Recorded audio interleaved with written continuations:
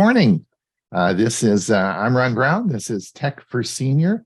This is episode 139.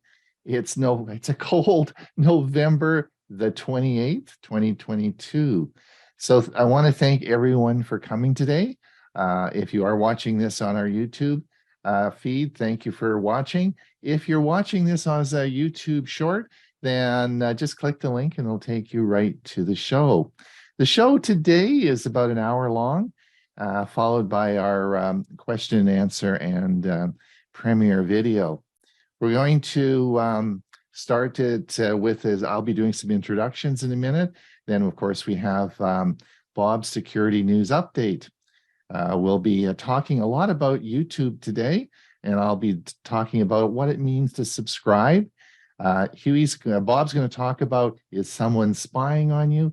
Hewie's going to talk about multiple URLs in your browser, and Ray, of course, is going to finish with our music outro. So we have a big show for you. I think you'll find it exciting.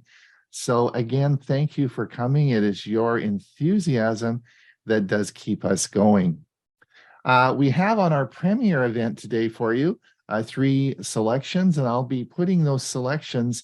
I'll be putting the link in the show notes in the chat. And if, of course, it was the agenda was in our Saturday newsletter, as well as the premiere selections. Ray is actually, speaking of Plex servers, Ray, you're going to be talking today on creating a Plex server. Great talk you did about a year ago. It was well received.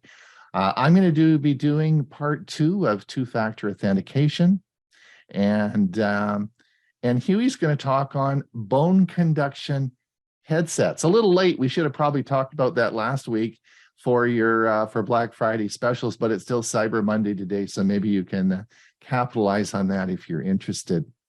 So that will all be occurring at 1:30.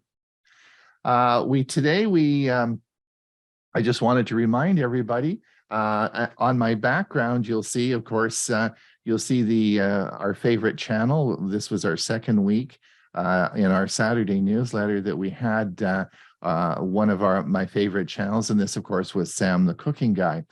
We'll talk about him in a moment, so hopefully everybody had a good look at that. It's a lot of fun. We do have our Thursday show this week. Please come and have a look. It'll be, of course, it's broadcast from StreamYard out to our Facebook page and our YouTube site. So if you want to find out how to watch the show live, then just click onto our web page, and you'll be able to see the link. And if you missed that, it's also podcasted out. Hewie was away last week having Thanksgiving with his brother, and I said to him, "Did you watch the show?" And he said, "No, I listened to the podcast." So well done, Hewie. Thanks, all the work we do on our podcast. You listened to it. That was great. So so anyway, let me introduce everybody today. Oh, before we do, I did want to thank John Roy for his generous donation to our coffee fund. Thank you, John. That was really, thank you. That helps pay the bills. Huey, you had a nice time with your brother on Thanksgiving, right?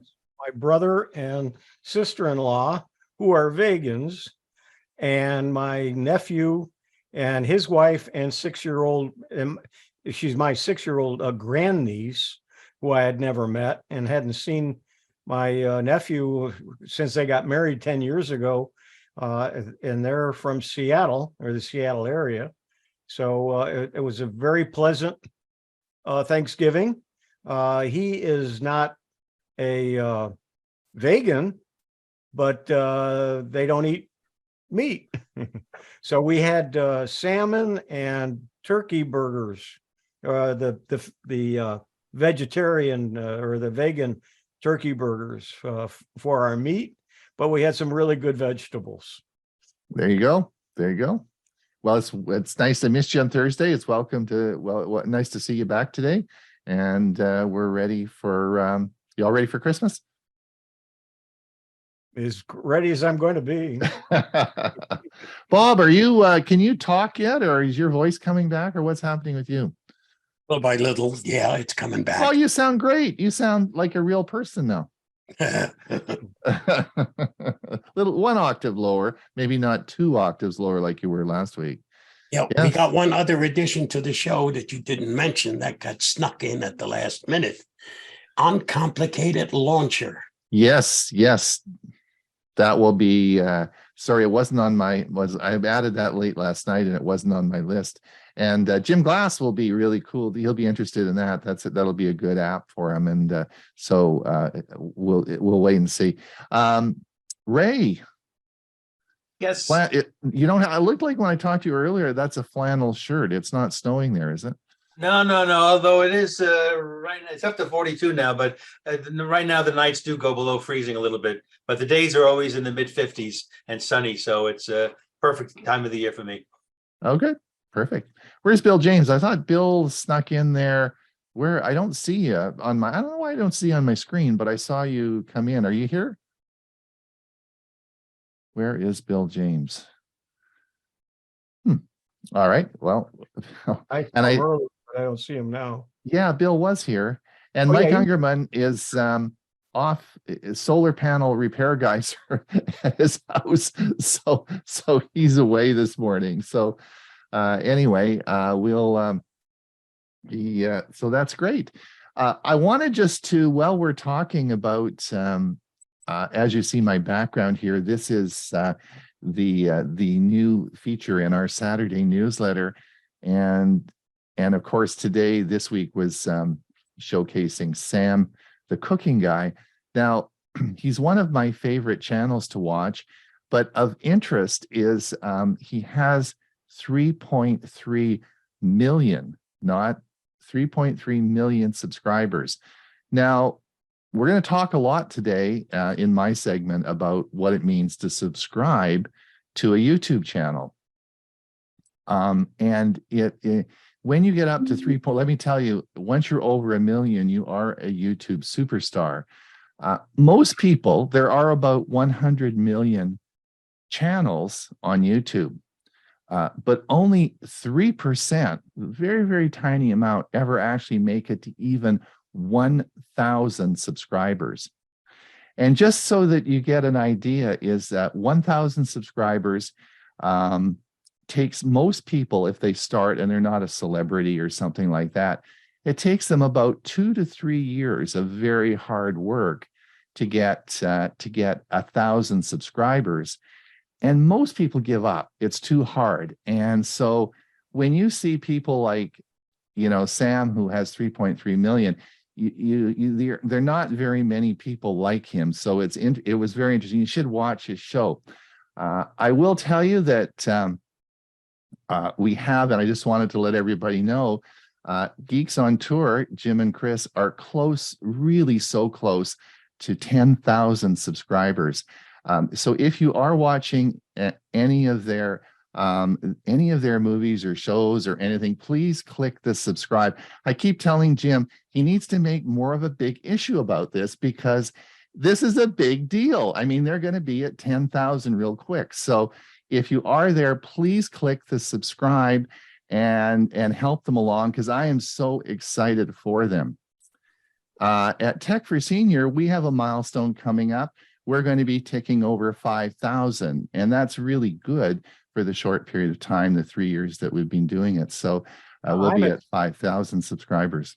I'm at 700 and something, so I don't have many at all. So I would appreciate anyone subscribing. Yes, clicking. Well, we're going to be talking about subscribing and what it means to subscribe to a channel.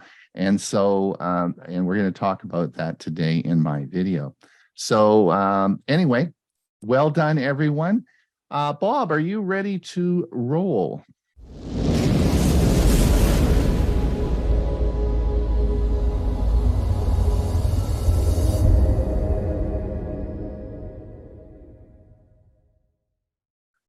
Here is the Avast Security News Roundup for the week ending November 25th, 2022.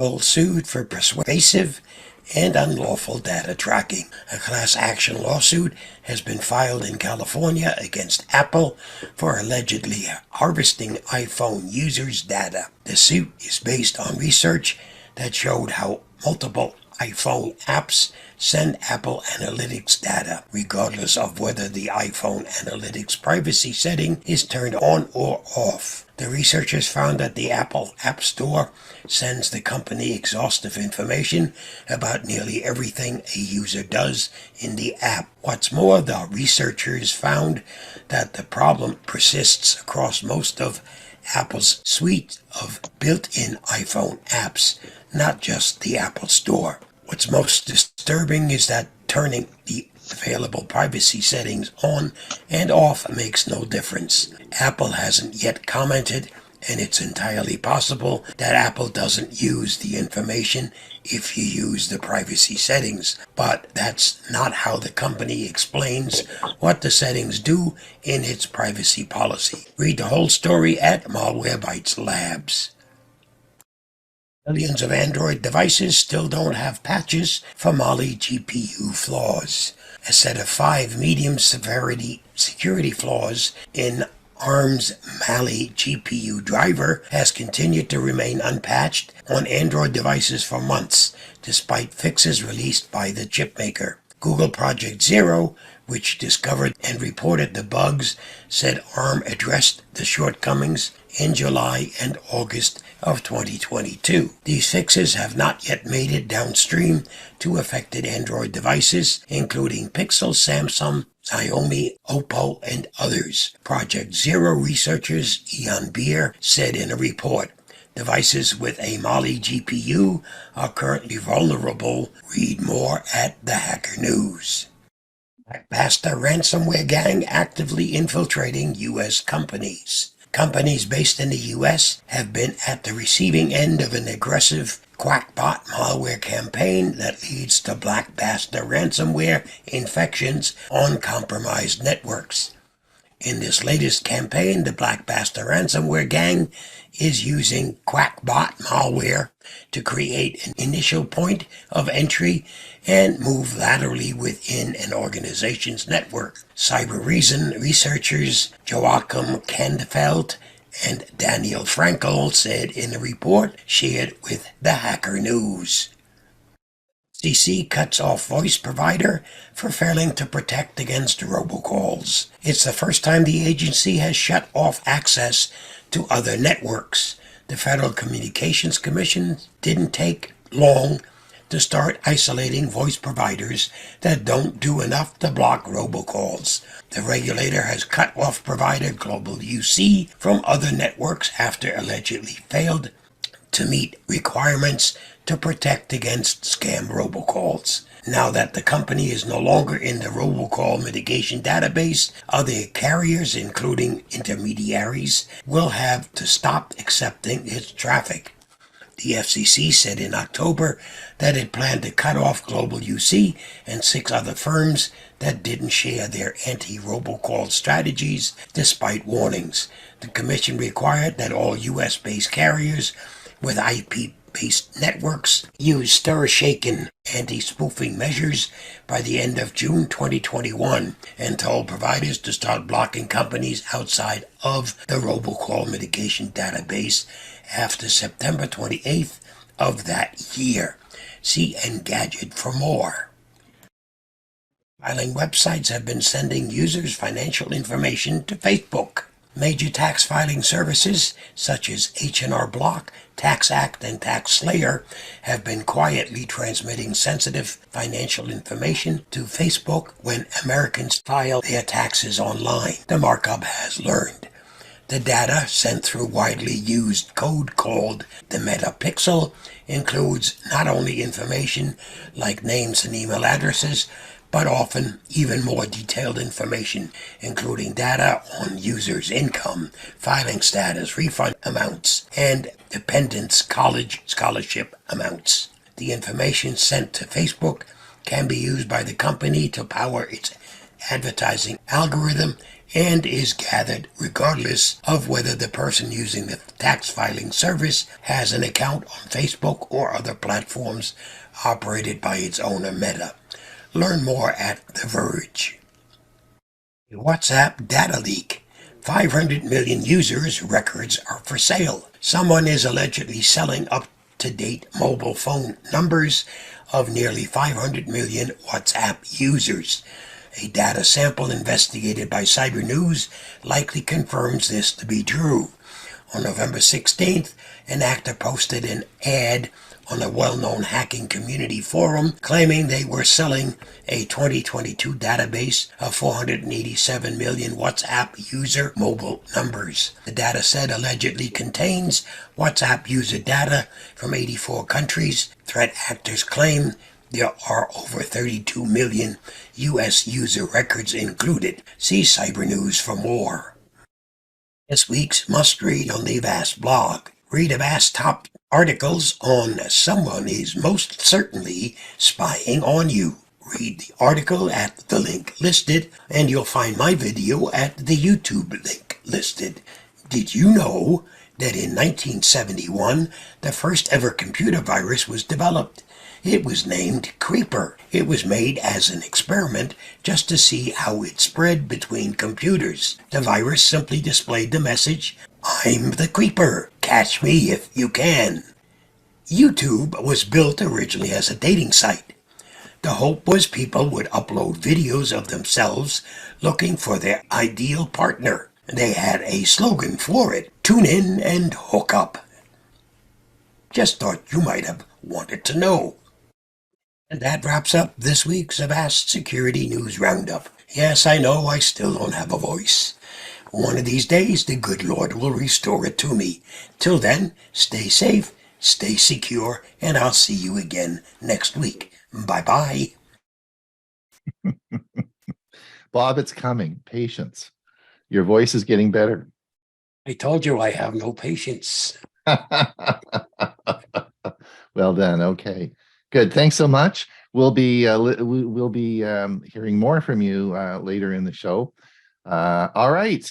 I'd like to talk a little bit about YouTube and what it means to subscribe to a channel and how to subscribe. So let's have a look at that and see how we see what we have here. Remember that like and subscribe. And please like this video and subscribe to our channel. If you find this video helpful, don't forget to like, share, subscribe. Please like this video and subscribe to our channel. If you want to be notified, you know, the like and subscribe thing. Like and subscribe, like and subscribe. Why do they keep saying that? You know, I subscribed once to a magazine and they got my email, they got my phone number, and they hounded me. They even stole my credit card information. If I subscribe to something, they're going to send me email, spam mail. Not way. I'm not going to subscribe. No way, never. So this week, we had a viewer asked us, what does it mean to subscribe to a YouTube channel? I thought that was a good question. Obviously, creators are always saying like and subscribe, and they want you to click that button. But I guess you could also think, as that person on the video you just saw was very concerned about subscribing. Are you going to get junk mail? Are you going to get email? Are they going to phone you? What happens actually when you push that subscribe button? So today's video, I'm going to talk about what it is to subscribe to a YouTube channel, and we're going to look at it from the creator's point of view and from the subscriber's point of view. So at Tech for Senior, I spend most of my day in YouTube. I personally have uploaded over 200 videos, and I manage our Tech for Senior channel. Of course, subscribers are a big factor. So today I want to look at, what does it mean when you subscribe to a channel? Is there a contractual obligation on your part? Is it going to cost you any money? Is this going to create email spam for you? What is the relationship between a YouTube creator and a YouTube subscriber once that button is pushed and you now subscribe? That's what we're going to look at in this video today. All right, we have creators and we have subscribers. So let's look at the creators for a minute. Creators put a lot of hard energy into creating videos. They upload them to YouTube and they hope that they're going to be seen. Now, we all know that, of course, the more subscribers you have, the more successful you're going to be, and probably the more people are going to see your videos. So how YouTube looks at creators really is how many subscribers you have. That's sort of how you're classified. Simple. The more subscribers, the more successful you're going to have. And the other thing is, as you get bigger and more subscribers, YouTube opens up more features for you. So it is the thing that everyone strives to as a creator, is to get bigger and get more subscribers, because you'll be more successful and more features in the YouTube channel will open up for you. And that's simply how it works. And so as creators, that's why we always want you to subscribe. Now, as a viewer, you are wondering, why do they keep bugging us? Why do they want us to hit that button? And all the things we do in creating our videos is to get you to push that button. We want you to subscribe.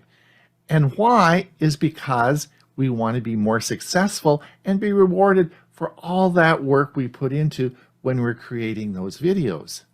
But of course, you're wondering, what else is that button going to do when I hit that button and subscribe?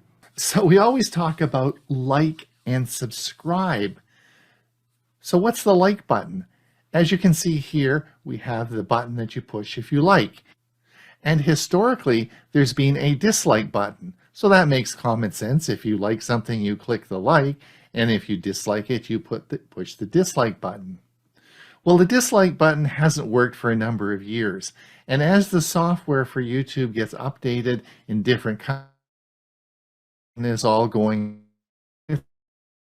button that will be there. So that's a change that you need to know.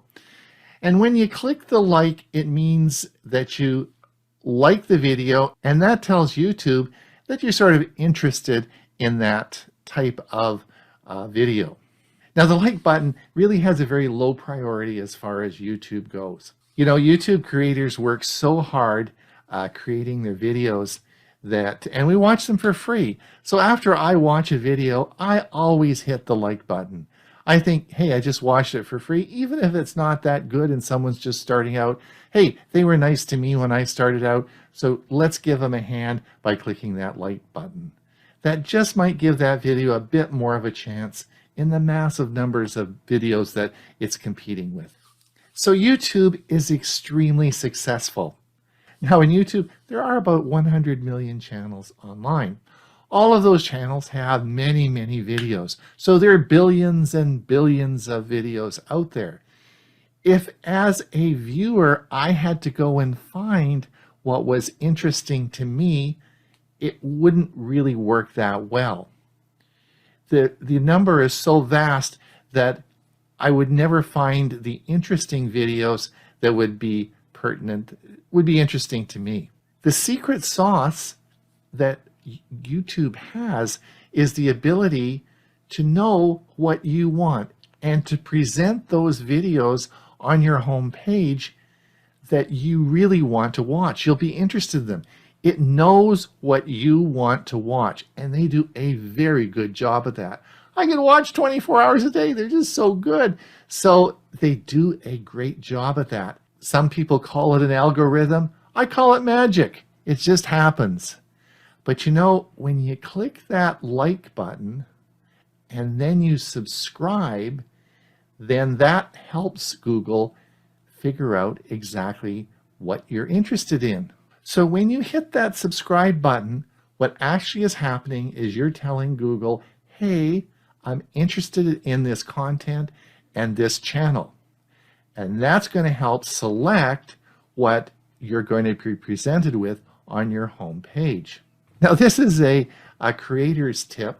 Many creators think that if they have 100 subscribers, then their videos will get shown to 100 viewers. If they have 500 subscribers, then it will get shown to 500 viewers. Well, that's not true. In my case, I subscribe to over 400 channels, and that would just be too many videos for them to put all in my one home page. So YouTube still selects this based on your recent activity and what it thinks that you're going to be interested in. And that's what happens when you hit the subscribe button. Now, here's the interesting thing. When I got my first 100 subscribers, I was so excited. I said, I'm going to contact them and I'm going to send them a nice email and tell them, oh, this is great. Thank you so much for subscribing. And then I looked and looked and looked and looked, and I couldn't find out how to do that. And actually, there is no way that a YouTube creator knows who those subscribers are or can contact them. Now, they know where the subscribers came from. There's a incredible analytics to go on that, but there is no way in which the creator can contact you as a viewer by clicking that subscribe. So you shouldn't worry about getting email or getting contact or anything like that. The only purpose of that subscribe is simply to let YouTube know that you're interested in that material. And it sort of keeps it secret to itself. So as a viewer, you are able to communicate with the content creator by leaving a comment below the description of the video. The content creator is then notified and has the option to reply to your question. So this can occur as sort of a chat without actually any personal information being identified. You pose a question, the creator gives an answer, and that all occurs in the comments section. You must be very careful when you are either responding or posting a question on the amount of personal information that you release in this section. This is all public and goes out worldwide, whoever watches that video. You don't want to say, hey, just send me an email to this email address. Or as the creator, you don't want to say, just phone me at this phone number or we'll get together. It's so important because you really don't know who is at the other end of the line because the content and creator remain anonymous. So YouTube recognizes that you may want to get together with your viewers. Oftentimes viewers have a common interest. Let's say you were a pilot and you took videos of a certain area, and people would log on and watch your videos to gain more information about local knowledge. This might be a group that you'd like to get together with and talk. So YouTube has a community tab. What a community is, it's a lot like a Facebook group. It's a closed group that you can have, and it's called your community. And if you look on screen, you'll see this community tab. This can be a closed group that you can have that you allow in, and then you can share experiences and communicate with these other people with like interests. Again, you can sort of control who you want to share your personal information with through this group. And this is called a community tab. And you'll often see this on different sites that you go to. Again, you would apply to be entered into the community tab, and I guess if you fit the requirements of that individual, then you would be let in and you could join that community. This feature has been available for quite some time, although I haven't seen it used that commonly. Facebook groups are a good analogy to this, but it's a similar situation, and you may want to join a community if you really do enjoy that type of content on a channel. All right, the last thing I want to talk about are memberships. Now this again may be a bit confusing. This is a new feature that was brought out over this past year, unlike the community tab, which has been around for a very long time. Now I want to draw your attention to a good friend of mine, Michael Daniels, and I want to show you his site to explain this. So YouTube brought memberships in about a year ago to help creators monetize their channel and structure how they want to deliver their content. Now, if you look at Michael Daniels, I'm a member of his channel, so I've subscribed to his channel. But I also am a member in his membership. Now, Michael has designed his membership in 3 tiers. There's a level 1 tier, a level 2 tier, and a level 3. And this really depends on what content you're looking for. And of course, there is a pricing structure for each tier. I'm a member of level 2 tier, and that allows me certain features. Michael also is a world-renowned creator of game shows on YouTube. And so he does a lot of very specific technical stuff on educating people how to do game shows. And this is what Tier 3 is for. So you can subscribe to Tier 3, and then you have access to his game show videos that tell you how to create this very unique and specialized type of video. So this allows creators to choose how they want to organize their site. And this is called memberships, and you can subscribe to the membership. This is a relatively new feature, as I said, that's just been around for the past year. So you can subscribe to that. But that's different than subscribing to the channel, which is always free. So you really can take off your dark glasses and hat, and you can be assured that when you click that subscribe button, all you're doing is giving Google a hint as to what you'd like to see in the future. Ron Brown with Tech for Senior. You know, we have a special for you today. I've made arrangements that you can practice on your like and subscribes on our subscribe button. You can hit that as many times as you want. Also, you can also tell your friends about subscribing, and they can practice on our subscribe button as well. You just keep hitting that subscribe button, and I'll see you at the next video. All right, might be some comments about that later in the question and answer. Bob, are you ready to roll? Someone is spying on you. When we hear the word spy, we usually think of Cold War era cloak and dagger spies.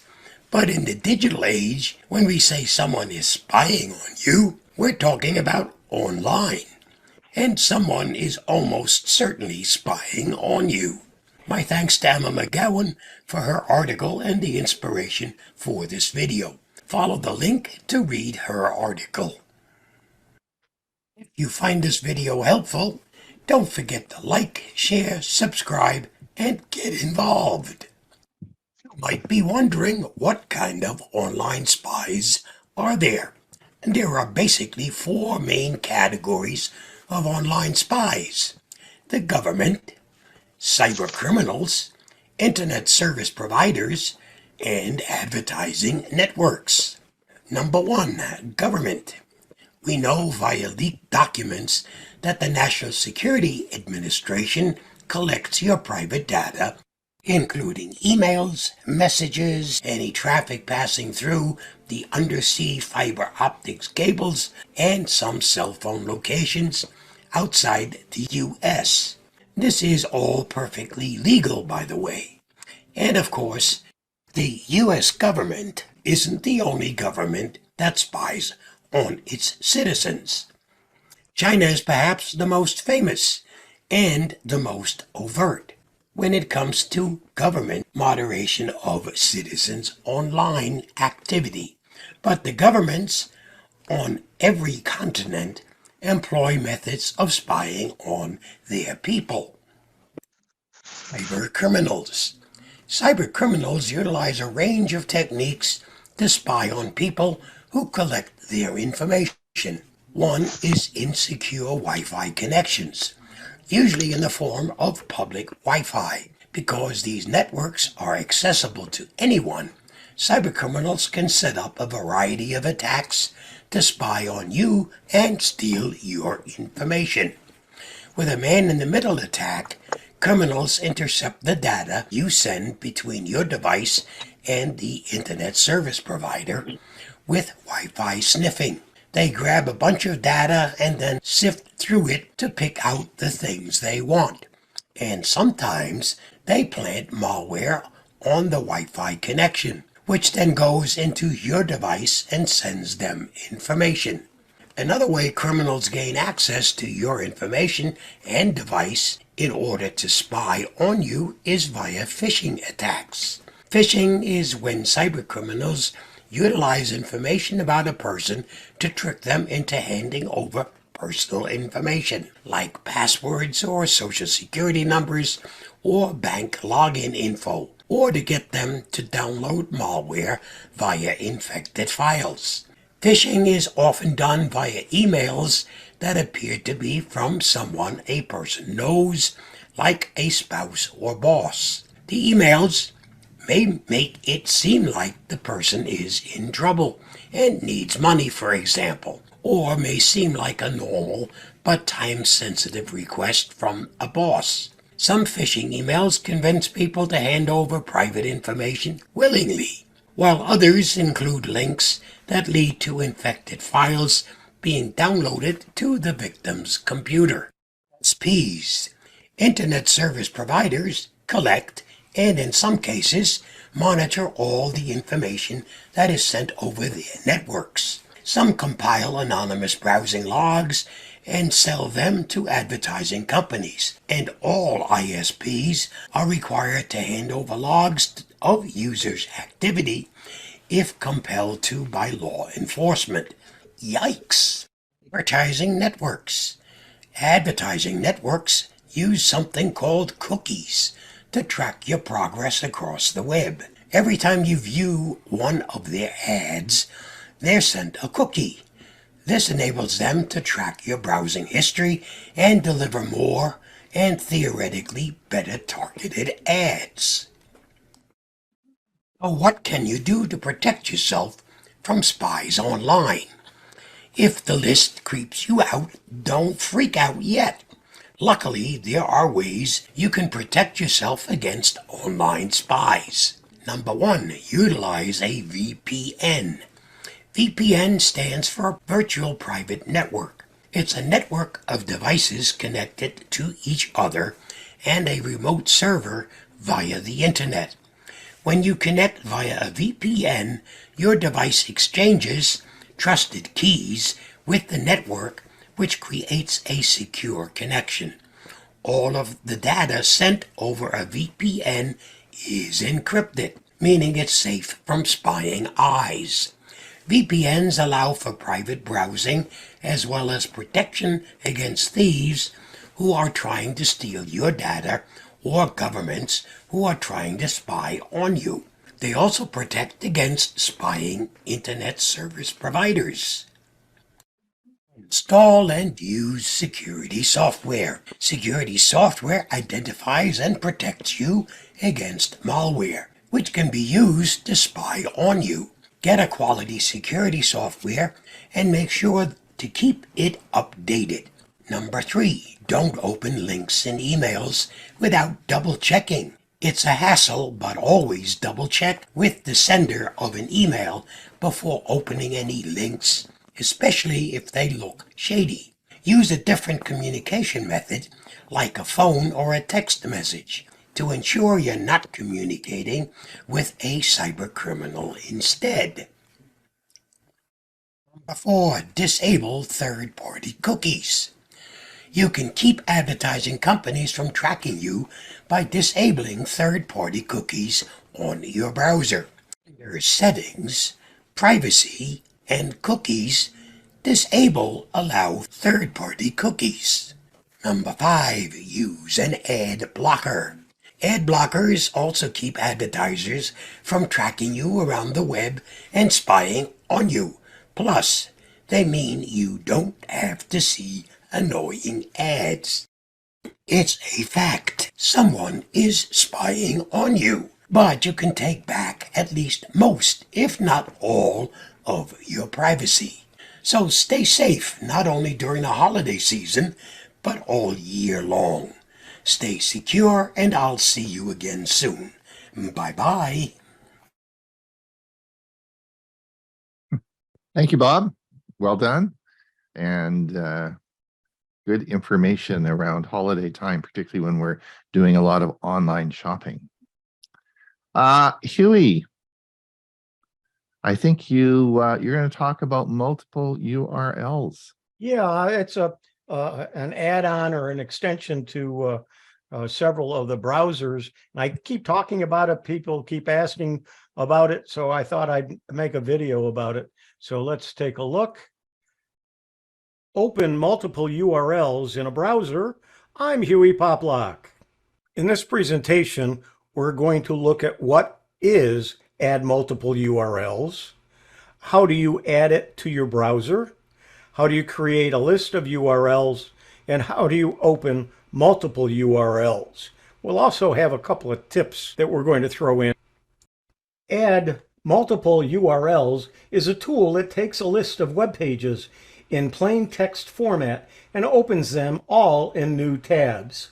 Paste the list into the text area, one website address per line, select your options, and click Open URLs. Let's take a look at how to add multiple URLs to our browser. Now, I already have it installed, so it will not work exactly the same when you go to do it. But the first thing you want to do is come over here and go to More Tools, and then go to Extensions. And it will list all of the extensions you have installed, whether they're active or not. Since we already have it, or even if we didn't, what we do is we come up here to the menu bar and come down to Open Chrome Web Store. That's where you're going to find the extension. And then under the Chrome Web Store, where it says Search the Store, we're going to say Add Multiple URLs. And because we've already installed it, it doesn't show on here, but we already have it installed. There are some others that are available, but if we look and go to it, this is what it would look like. It'll say open multiple URLs, remove from Chrome because it's already installed. So otherwise it would say install in Chrome. And it gives some information about it.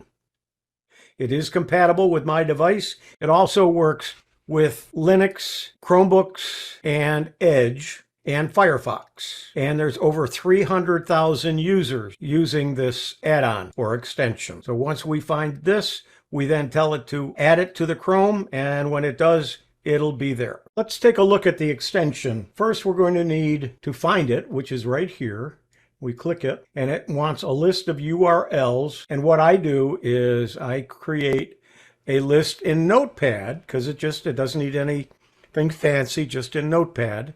And then I just select all and copy and put it here and paste. Now to open, there's 19 tabs. To open it, I would click Open URLs, and it would open them all. We're going to do that in just a moment. But we want to add one to our list. I highlighted all of the links, and I'm just going to hit the backspace to delete them all. So because we want to add one more to our list. So let's see how to do that. So we'll just click here just to close that out.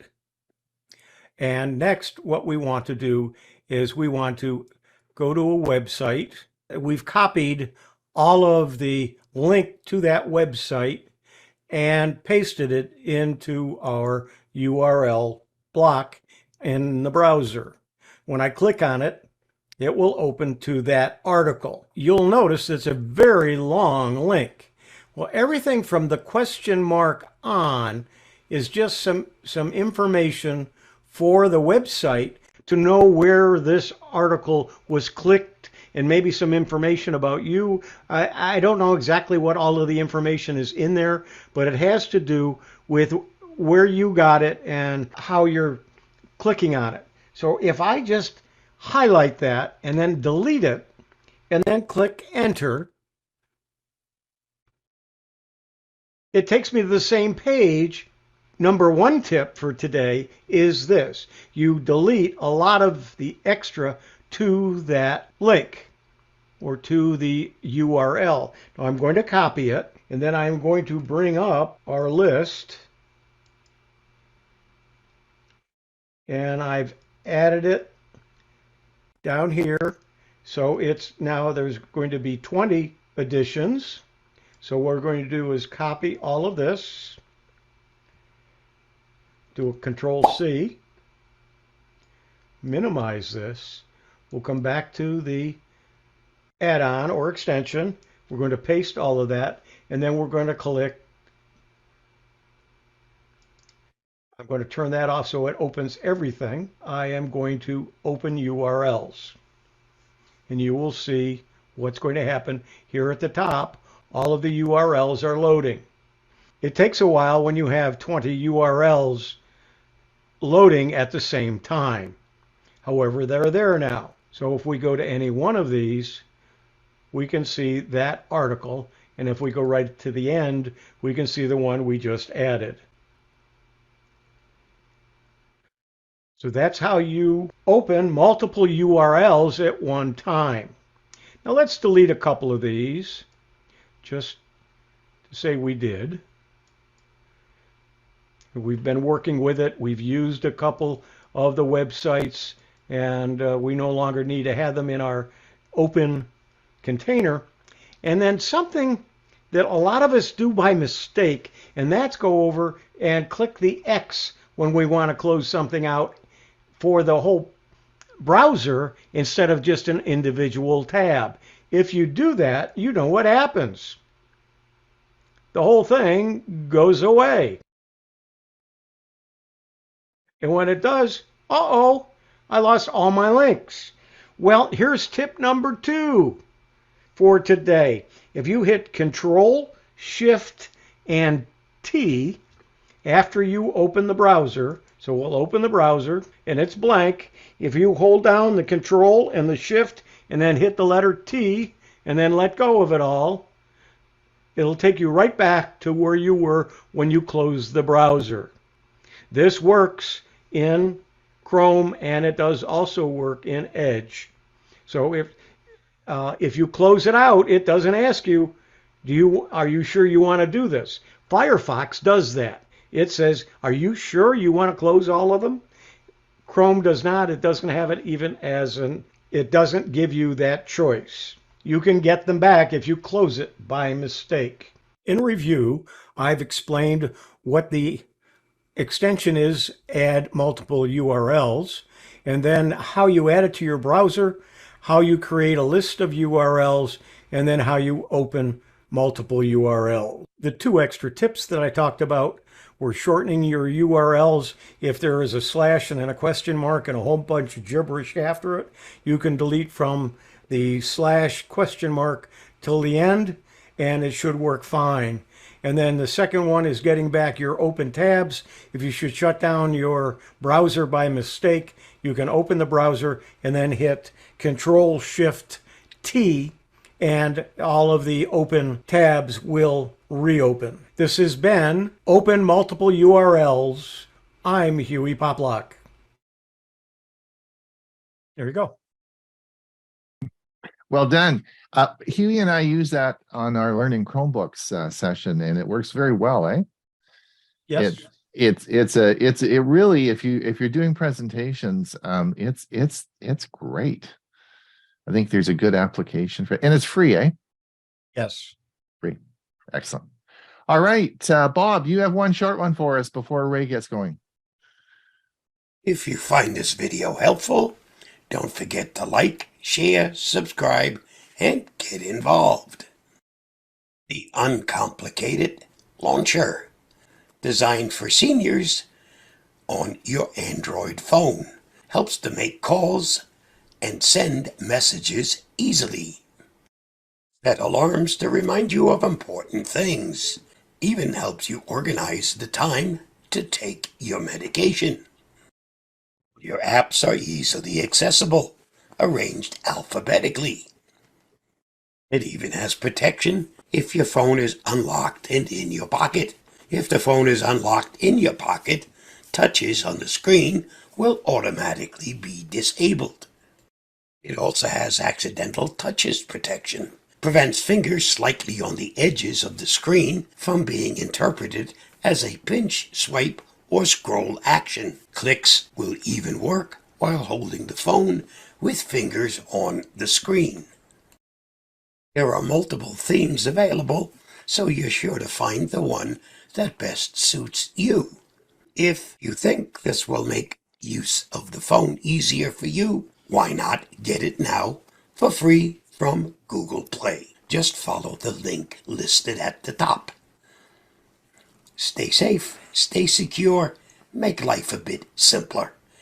Bye-bye. Thanks, Bob. That was you told us about that I guess 2 weeks ago. We had a viewer from the British BVIs, British Virgin Islands, and he asked, isn't there anything simple that we can use on an Android phone? Bob says, I use this. And I said, Bob, that's great. And I said, can you please make a video about it? So thanks for doing that. That really, so you use that, Bob? Yeah, on occasion I use it. Right. I don't use it all the time, All but the I had to time. wait an extra week to create it because my voice wasn't ready the week before. Yeah. Well, thanks for doing it. That's good. I think that's a really good one, a good application. The nice thing is, if you're not sure, you can try it. If you don't Right. like it, delete it. Yeah, that's right. Simple. It's free too, eh? Yep, totally Yep. free. Okay. All right, Ray, I just have to say goodbye to our YouTube group before we get into your session. If you are over on YouTube, thank you for coming. We have to end the show for you now. If you want to pop over to our Zoom meeting, do so, and we have lots of room for you. We'll let you in, and you can participate in the Q&A, which is coming up next. If you have to leave, I put the link in the chat for the premiere videos that will be starting in about 1/2 the hour. So we'll see you back again in about another week. Okay, Ray, take it away.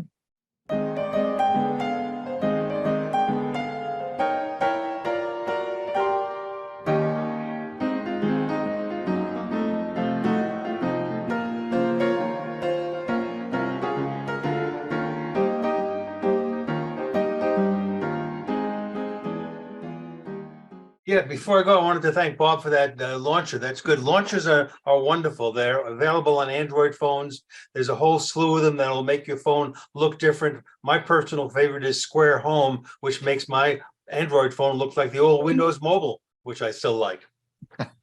So having said that, let's get on to the music.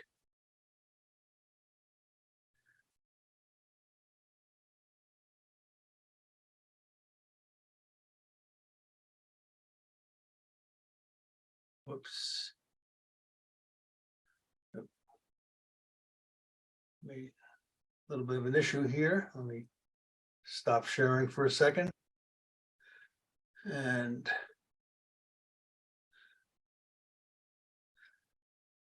I have to show those to get this over here. Okay.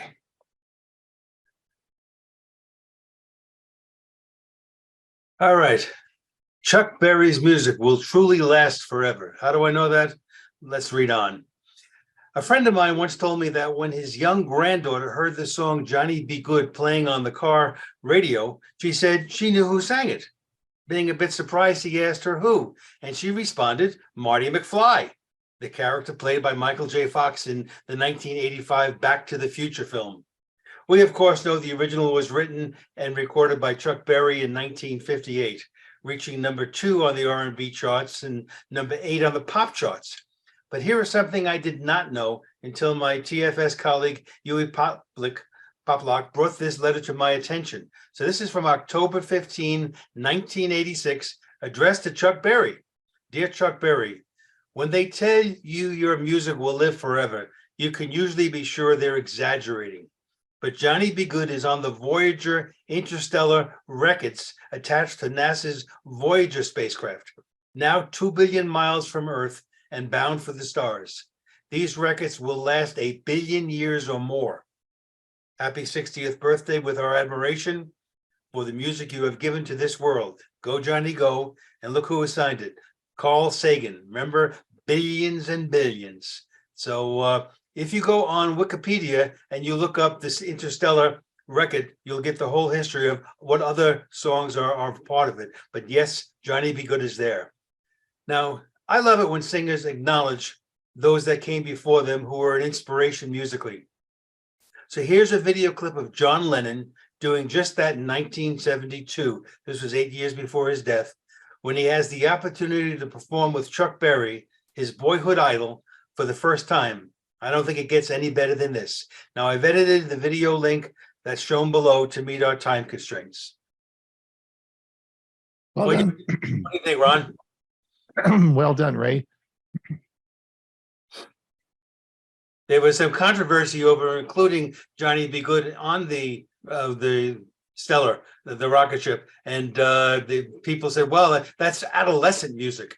And Carl Sagan's response was, "Well, there's a lot of adolescents living on the Earth." Yeah, interesting. Well, that was great. Thanks so much for doing it. That's it always brings back great memories. And wow, he was so thin. Yeah, he always stayed that way. Wow, that's great. Wow. Anyway, I want to thank everyone for coming. Now, before you race off, we do have a question and answer period now for you. And also we have our Q&A, Q&A now, and then of course our premiere video at the end of in half an hour. But I want just to remind everybody, we have a special guest next week. We have, of course, Chris Gould from Geeks on Tour, who's going to be taking over most of the show, and she's going to be talking about tips on how to use your smartphone. This is going to be a very popular event, so you'll want to make sure to log on early because we only have 100 spots on our Zoom meeting. So this is going to be a great show, so you will not want to miss next week. So log in early. Chris, welcome. You're getting excited about next week? Sure, but I just wanted to clarify the topic. You said just smartphone tips. I thought it was smartphone photography tips, but correct. Well, what? Okay. Okay. Well, I see them as very want. Different things. No. Oh, well, okay. I'm just a guy that just doesn't know much about taking pictures. Yeah. Right? Right. And we have to get you over 10,000. So if you are seeing Chris, you're seeing any of their videos, you make sure you subscribe. We want to get you over 10,000. Thank you. Good job. So we'll see you next week. We'll see you next week. Thanks for coming. And Hewie. Yeah, I just wanted to mention that Chuck Berry was one of my all-time favorites, but my favorite song of his was School Day. And I always liked that. I have a lot of good memories back when it was a hit. But I also love to watch him do that little dance that he does where he gets down on, well, it's not down, but he bends the one knee and the other foot is out and he dances around the There's screen. a name for it. It's called the duck walk. Yeah, and that's what he was famous for as well. Drew. Unmute. Everybody hear me now? Yeah. This is not related to the video, but this is something that I just found on Friday. For those of you who are familiar with QR codes, there's a company called Tile that makes these Bluetooth enabled finder devices. They just came out with a new product called QR code tags. And they sell them in little packages. They don't require any batteries. They're washable. You can put them on anything. And you program them essentially using their app and stick them to the back of your phone, for example. If your phone gets lost, the back of the sticker says, scan me. And when anyone with their iPhone or their Android phone scans the QR code, it produces your name and phone number or contact information. And you can stick these on your thermos bottle, you can stick them on your laptop, you can stick them onto anything, and it will always have your contact information on your items that you might lose. It's kind of like a luggage tag, but for anything. Sounds great. I might even do a video about that, or Bob, or one of us is going to grab this one and do a video. I think this is great. I haven't seen it. Is this new product just came out, Drew? Yes, I just put it in the link.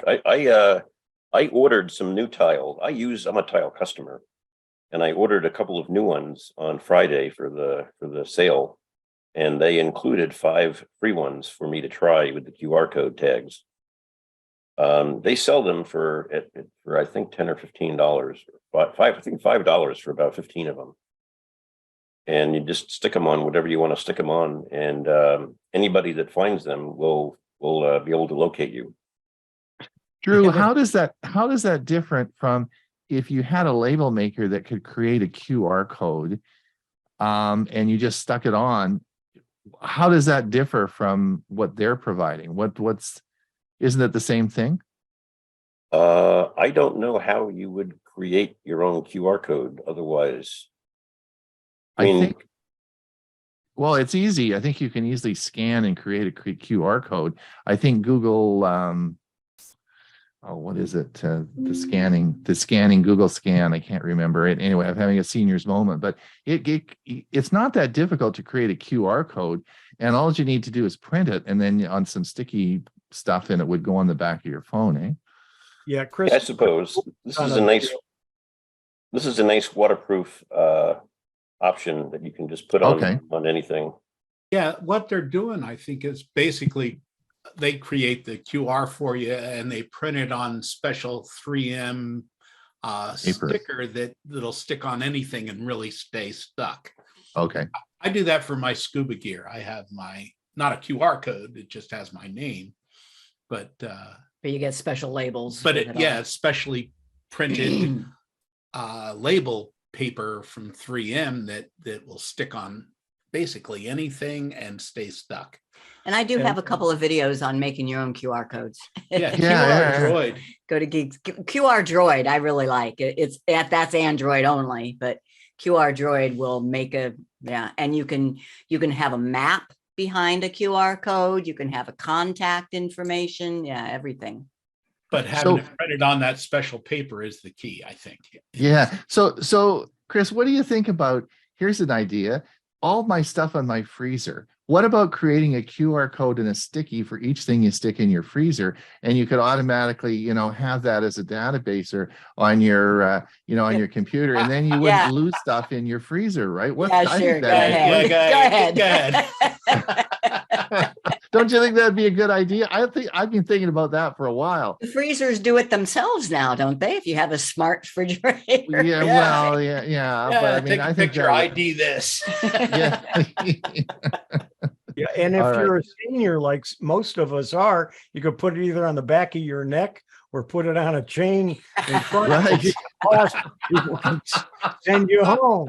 Yeah, we're having too much fun. Drew, you see what you started? Yes. All right, Greg. So, Jim, when you lose your tank underwater, it's easy to find. Is that what you're saying? Absolutely. Don't do that. Don't do that. It's mostly on the boat stuff, my mask. Dorothy, go ahead. My wife. Oh, see what's on my cell phone? It found it. Yeah. It's got my house phone number on it. It went dark, but yeah. Yeah. And that won't come unstuck. But you could put a QR code on that screen as well. I know a lot of people that aren't exactly computer. Well, you could put both. Yeah. Why not? There could be more information. Well, for 25 years. The QR code for people who understand that. Yeah, sure. Put your phone number, on that too. But, put a QR code there that says for more information, because you can put a lot more information in a QR code than you can on a screen of a. You're absolutely right, but I prefer to do it this way. And no, you have to do it. You have to do it the way she tells you. No, I told her to do it. I have a video on doing exactly what that's your wallpaper, right? Yeah. Right. You just put it. Well, I also encourage people to take a photo of themselves and write the phone number and the other emergency information, number, and then set that photo, because then if you're in an accident and you're unconscious, they'll see, oh, this is her phone. I see her face. So just another one. Just another way of doing it. But yeah, I think using the wallpaper for your emergency information is a good way to go. JJ. Yeah, the QR codes back about 2 years ago, I created a PowerPoint presentation for my computer club doing QR codes. My QR codes basically used for emergency information. And as Jim was saying, you can get up to about 7,000 bits information on a QR code, which is more. And if you put it on a card or something like that, especially when the health responders find you, there again, it has more information about you, your health, your blood type and everything on the QR code. And I'm doing a presentation in about 2 weeks for my senior center on QR codes for emergency responders. That's a good one. Yeah, that'd be great, JJ. Yep, that's a good one. Thanks for the information. Is that going to be recording? It's on my club website about QR codes, but no, the one I'm doing is actually for our Catholic charity organization, but Okay. it's on our club website. The video I did a couple of years ago. Thanks. Okay, thanks. Dorothy. Just a quick thank you for all the great presentations. I wanted to mention about Bob's Uncomplicated. I installed it on one of my many spare cell phones I test on. And I think for people with visual problems or early dementia and they have a cell phone, I think it would be very good. So I'm going to take it to our computer club to show people. Good. Excellent. Thank you. And Hewie. Yeah, Dorothy, Kathleen asked, how did you put that info on your home screen? Can you hear me? Yes. Okay. The picture on the home screen is one that I took, and then I took it on my computer and put the text over it, and then I uploaded it to my phone.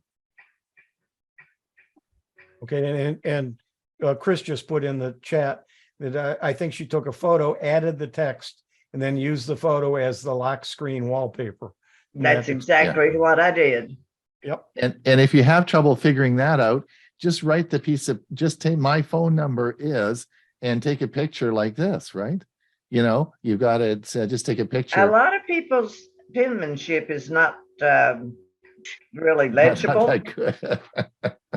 Okay. I had done a video some time ago on getting emergency information onto the lock screen so that if you lose your phone, whoever finds it has a way of getting the phone back to you.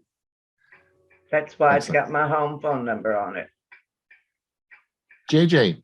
Yeah, quick note there's if you have a Windows machine, there is in the Windows or Microsoft Store, there's a QR code generator that you can use to allow you to print or save the QR code with any kind of information that you want in it. Does it create the QR code? It creates the QR code. You put any information that you want in the QR code, and really? It'll print it out or save it as a PDF or a file for you that you can put any place you want. And as you were saying, you can put them on these little stickers and stick them on any type of devices you want. In fact, that's the same thing we're using on our tripo for our computer club now, is a QR code with all the club information on it. JJ, is that part of Windows or is that? It's in the Windows store. It's in the Microsoft Store. Oh, okay. And what's it called? QR code generator. Okay. Yeah, restaurants are using QR codes a lot now, so you don't have to handle a dirty menu or one that a lot of people have handled. You just click the take your phone and do the QR code, and the menu will come up on your phone. Exactly.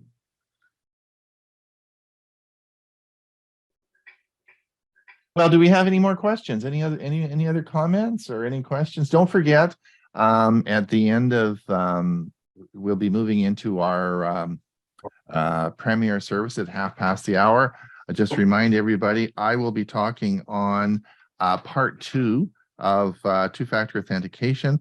Ray will be talking about Plex server, and Huey's going to be talking about bone conduction headsets. Elaine, comments? Hi, new user of Gmail, as you folks know already because of other questions I've asked.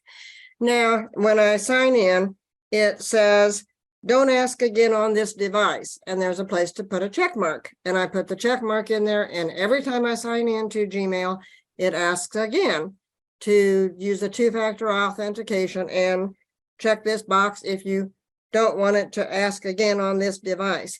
Is it thinking that I'm signing in on a new device because of some of the other, like Avast or somebody who erases my browsing history every time I use it? Possibility. That's a possibility. So it's asking you for two-factor authentication each time you log in. Right. And every time I see that screen, it has a little place to check if I don't want it to ask again on this device. They're trying to save a cookie that keeps the record of whether you want that checked or unchecked. And something in your system is deleting the cookie on you. That's what I was wondering. So Yeah. because if I use ℎ𝕒𝕠𝕟, I use Malwarebytes, I use Avast, do I have to tell them that this cookie should be accepted? And how, if so, how do I do that? That's now. Are you talking, Elaine? Are you that talking? cookie on ℎ𝕒𝕠𝕟, move it from the left side to the right side so that it doesn't delete the ones on the right side in ℎ𝕒𝕠𝕟. Say that again, please. If you go into options, you'll see one that says cookies at the top. Yeah. Click on the cookies, and then all the ones that are on the left, it'll delete. All the ones that are on the right, it'll keep. So if there's one on the left that you want to keep, move it from the left to the right. And then next time you run crap cleaner, delete the cookies, it won't delete those on the right. Okay. And I can probably tell which ones are Google or Gmail. Yeah, should be Okay, able to. I'll try that. Thanks a lot. And Elaine, you are talking about using it on a PC, correct? Correct. Okay, all right. Chris. Oh, okay. I just wanted to remind, we're doing a APCUG presentation for the Golden Gate Computer Society tonight. It's at 10 o'clock our time, which is a little late. We'll probably have to take an afternoon nap, but it's 7 o'clock on the West Coast. So, right, 7, 8, 9, Yeah, 7 on West Coast. 7 on the West Coast. So if you're West Coasters or even further west, then you might want to check it out. And we're doing all the information is on the homepage of their website, Golden Gate Computer Society, ggcs.org. Yeah. And in the chat somewhere, I put the actual link. So, but it's on their website, just ggcs.org. And the link to the Zoom is there. And they said invite people and said, so we're inviting you. Very good. Thanks so much. That'd be great. And if you're over, don't forget, if you're over on their site, subscribe, subscribe, and keep hitting that button on our site. Just keep hitting that button. You can practice. It only works one time, Ron. Oh, really? Oh, really? Yeah. If you click it again, it gives you a chance to unsubscribe, and you don't want them to hit that. Darn it all anyway. Eh? And remember to hit the bell to get notified when something goes live. There you go. There you go. All right, everyone. Thanks for coming today. I think it was a great show. Thank you, Hewie, for being here. Thank you, Bob, for being here. Thank you, Ray. I saw Bill James. I saw Bill James earlier in the show, so maybe he's watching. But I want to thank everyone for coming. And don't forget next week. Don't forget, of course, this Thursday for Tech for Senior Live. We'll be going over all the news of the week. And have a great week. It's going to be a lot of fun this week, and I'm looking forward. And we'll see you next week. All right. Bye now. Thank you, Ron.